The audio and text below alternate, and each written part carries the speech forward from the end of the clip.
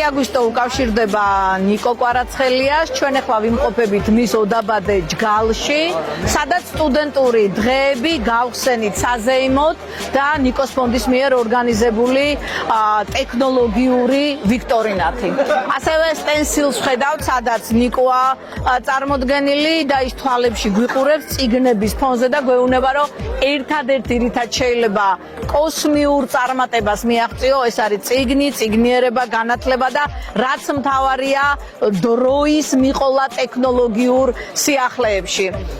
იყო ძალიან საინტერესო, 100-მდე სტუდენტი ღებულობდა მონაწილეობას, ამ წუთას დასრულდა, ეხლა მაგიდის ჩოგბურთში იქნება შეჯიბრება, სტუდენტური დღეები გრძელდება, 26-ში საზეიმო დაიხურება. ჩვენთვის მთავარია, რომ ნიკო კვარაცხელიას სახელი იყოს პოპულარული, ჩვენთვის მთავარია, რომ აი ეს ადამიანი, რომელიც ჩვენთვის ასოცირდება პროგრესთან და მომავალ ტექნოლოგიურ ინოვაციებთან, სტუდენტებში იყოს პოპულარული და ერთს ვისურვებდი, რომ დღეს ტაძარი აკურთხეს, წმინდა გიორგის სახელობის ტაძარი აკურთხეს ჯგალში და წმინდა გიორგი, რომელიც არის მებრძოლი, რომელიც არის მებრძოლების მფარველი, ჩემი სურვილია, რომ ის ვინც შეაჩერა განათლების პოპულარიზაცია ნიკოს სახელთან ერთად, იქნეს დასჯილი იმისთვის, რომ თაობებმა იცოდნენ, რომ სიკეთე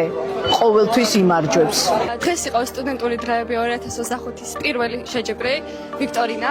მე ვარ ხატია გოგოალა, ლურჯი გუნდის წარმომადგენელი, მისი ლიდერი და ჩვენ ნიკო კვარაცხელიას სახელობის პრიზი მოვიგეთ. გამარჯობათ, ჩემი სახელია უკა კეთია.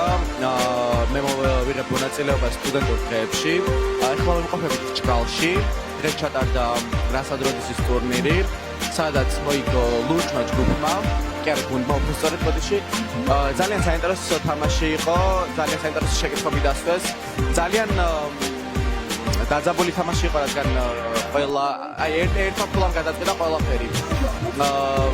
ჩემი აზრით ასეთი რაღაცები, როგორც სტუდენტური დღეები, უფრო მეტი უნდა ჩატარდეს